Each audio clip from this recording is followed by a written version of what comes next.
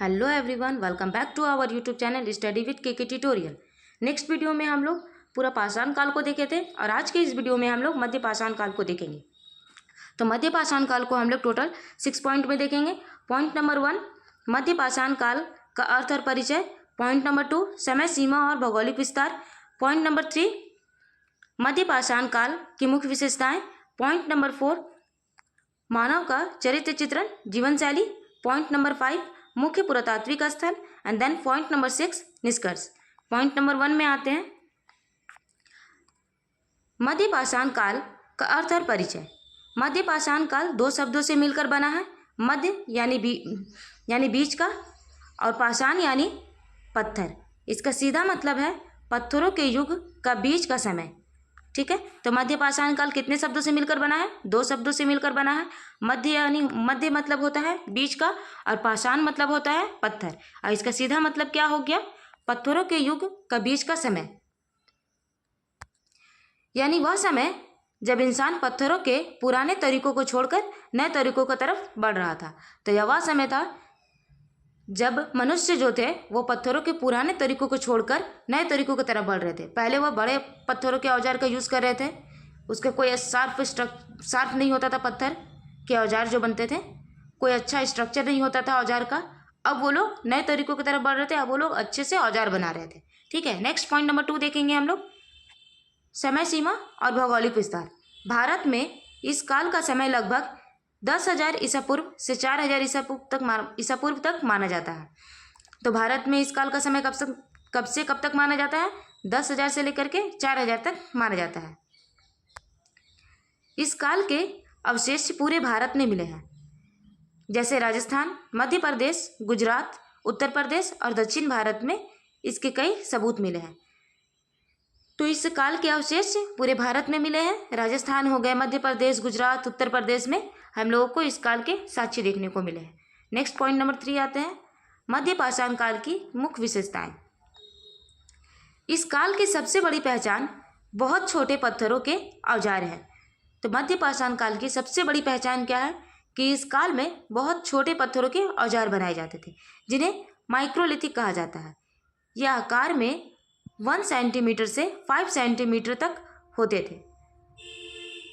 छोटे पत्थरों के जो औजार बनाए जाते थे उन्हें माइक्रोलिथिक कहा जाता था, और यह आकार में 1 सेंटीमीटर से 5 सेंटीमीटर तक होते थे।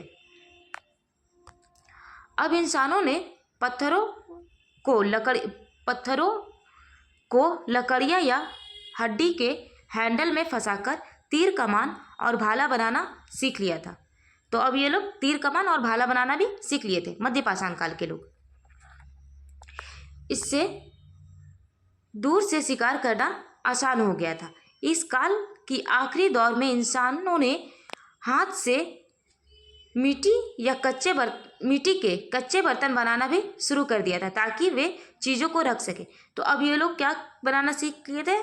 मध्य पाषाण काल के अंत में हाथ से मिट्टी के कच्चे बर्तन भी बनाना सीख लिए थे। नेक्स्ट पॉइंट नंबर 4 में आते हैं, मानव का चरित्र चित्रण, जीवन शैली। इस काल का इंसान अभी भी मुख्य रूप से शिकारी ही थे। तो मध्य पाषाण काल के लोग अभी भी शिकार ही करते थे। भोजन के लिए वे जंगलों से फल और बीज इकट्ठा करते थे। यह इस काल की मानव के चरित्र का सबसे बड़ा बदलाव था। इंसानों ने अब जानवरों को पालतू बनाना शुरू किया। तो इस काल मध्य पाषाण काल की सबसे बड़ी विशेषता क्या थी? कि अब इन लोगों ने जानवरों को पालतू बनाना भी शुरू कर लिए थे। कुत्ता इंसान का सबसे पहला पालतू जानवर बना। और डॉग क्या बना? सबसे पहला पालतू जानवर बना इंसानों का मध्य पाषाण काल में। इसके बाद भेड़ बकरी भी पाली गई। तो इसके बाद भेड़ बकरी भी पाली जाती थी। शिकार और चारे की तलाश में इंसानों ने एक जगह से दूसरी जगह जाते थे, लेकिन अब वे कुछ समय के लिए नदी के किनारे पर घास फूस की झोपड़ियां बनाकर रहने लगे थे। तो अब वो लोग क्या करते थे? शिकार और चारे की तलाश में एक जगह से दूसरी जगह जाते थे, लेकिन अब वे कुछ समय के लिए नदी के किनारे झोपड़ी बना करके रहने लगे थे। मतलब कि अब वह धीरे धीरे एक जगह टिकना सीख गए थे। ठीक है, वो लोग घर बना के रहने लगे थे। तो वो लोग अब एक जगह टिकना सीख गए थे। पॉइंट नंबर 5, मुख्य पुरातात्विक स्थल बागोर राजस्थान। बागोर जो है वो राजस्थान में है। यहाँ सबसे बड़े पैमाने पर पशुपालन का साक्ष्य मिला है। तो बागोर से क्या मिला है? पशुपालन का साक्ष्य मिला है। सबसे पहला पशुपालन का साक्ष्य मिला है बागोर से। आदमगढ़ जो मध्य प्रदेश में है, यहाँ भी पशुपालन के शुरुआती सबूत मिले हैं।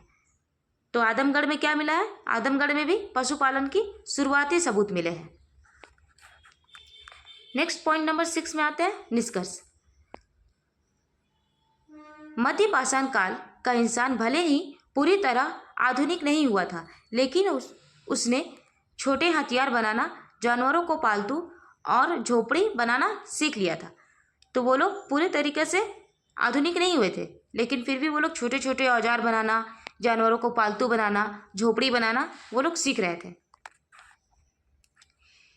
इसी सीख की वजह से इंसान आगे चलकर खेती करना सीख पाया। यह काल मानव इतिहास का सबसे महत्वपूर्ण सीढ़ी में से एक है। ठीक है, तो जब हम लोग नवपाषाण काल को देखेंगे तो नवपाषाण काल में हम लोग देखेंगे कि वो लोग अब खेती करना भी सीख लिए थे। तो मध्य पाषाण काल में ये लोग जानवरों को पालतू बनाना सीख रहे थे, छोटे पत्थर के औजार बनाना सीख रहे थे, और सबसे महत्वपूर्ण सीढ़ी मानी जाती है मध्य पाषाण काल को। ठीक है, आज के वीडियो में हम लोग मध्य पाषाण काल को देखे हैं। नेक्स्ट वीडियो में हम लोग नवपाषाण काल को देखेंगे। अगर आप लोग को ये वीडियो पसंद आया हो तो सब्सक्राइब कर लीजिएगा और लाइक करना नहीं भूलिएगा। And thank you for watching this video.